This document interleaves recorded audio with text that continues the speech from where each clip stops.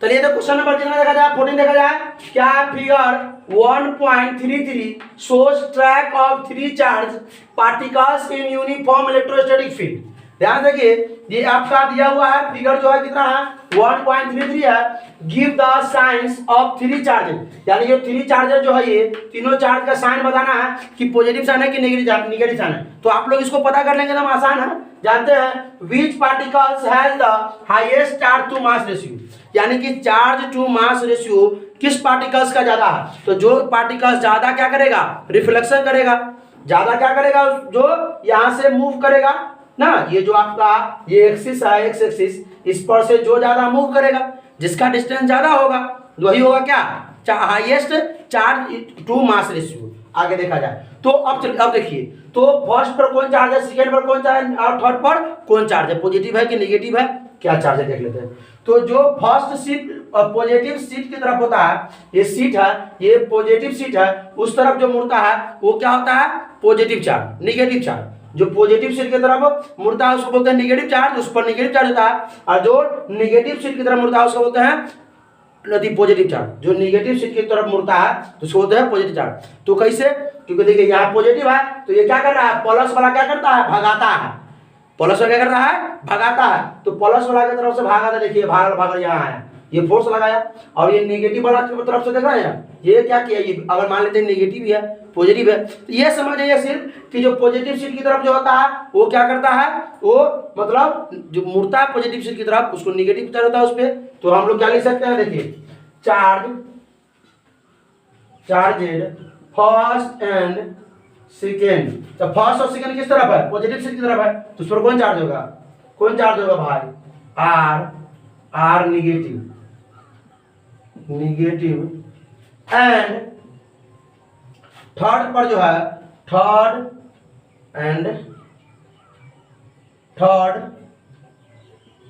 Charge are positive. कोई दिक्कत, first और सेकेंड पर नेगेटिव क्यों हुआ, क्योंकि ये पॉजिटिव सीट की तरफ मुड़ रहा है, रिफ्लेक्शन कर रहा है, और ये नेगेटिव सीट की तरफ मुड़ रहा है जैसे पॉजिटिव चार्ज।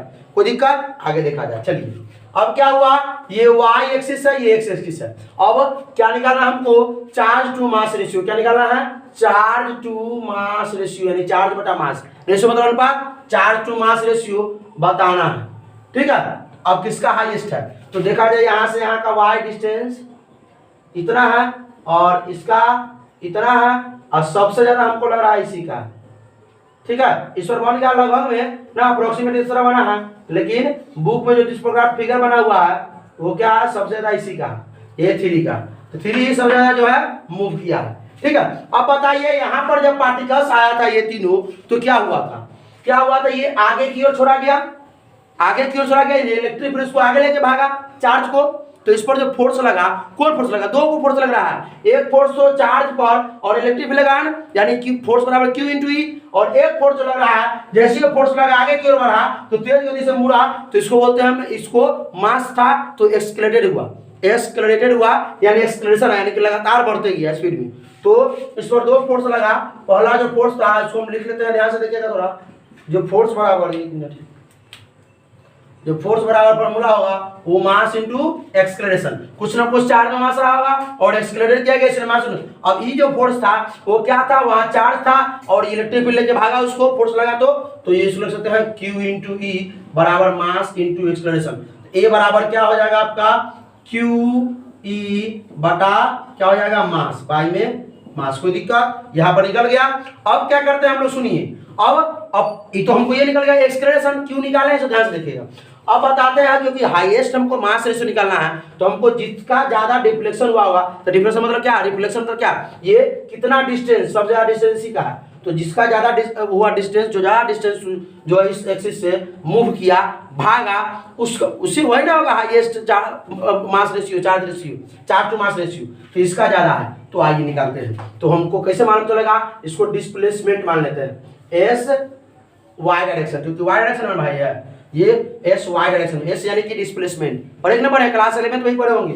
तो एस इन वाई डायरेक्शन में क्या होगा, ध्यान से देखिए, फॉर्मूला पढ़े होंगे, ut plus half at square, पढ़े ना पढ़े, ut प्लस हाफ का इक्वेशन ऑफ, ये फर्स्ट इक्वेशन है, ना, ये फर्स्ट इक्वेशन है ना मोशन का, motion in first equation U T plus. अब यू क्या होता है, यू क्या होता है इनिशियल वेलोसिटी, यू क्या होता है इनिशियल वेलोसिटी। तो यहाँ देखिए इसको, अब यहाँ से ये पार्टिकल आया तो चलना प्रारंभ किया इस साइड में, किस डायरेक्शन में, एक्स एक्सिस की डायरेक्शन में, लेकिन ये क्या कर दिया, धीरे धीरे धीरे धीरे मुड़ करके वाई एक्सिस में। तो चलना था इसको एक्स एक्सिस में, एक्स डायरेक्शन में, लेकिन चल गया किस डायरेक्शन में, वाई में। तो इनिशियल वेलोसिटी क्या हो गया, जीरो। ये हो गया जीरो, तो जीरो इंटू टी यानी कि 100 हो गया जीरो बराबर प्लस और हाफ 1/2 इंटू ए कितना है देखा जाए ए, इसीलिए हम ए निकाले थे, Q E by M into क्या हो जाएगा टी स्क्वायर। चलिए तो इसको लिखते हैं एस वाई ना, यानी कि एस या डिस्प्लेसमेंट इन वाई डायरेक्शन। तो इसको हम क्या कर लेंगे, पहले क्या कर लेते हैं क्यू बाई एम लिख लेते हैं, क्या कर रहे हैं क्यू बाई एम लिख लेते हैं, इंटू क्या हो गया, अब ध्यान से देखा जाए थोड़ा 1/2 इंटू क्या हो जाएगा E T square, E T square.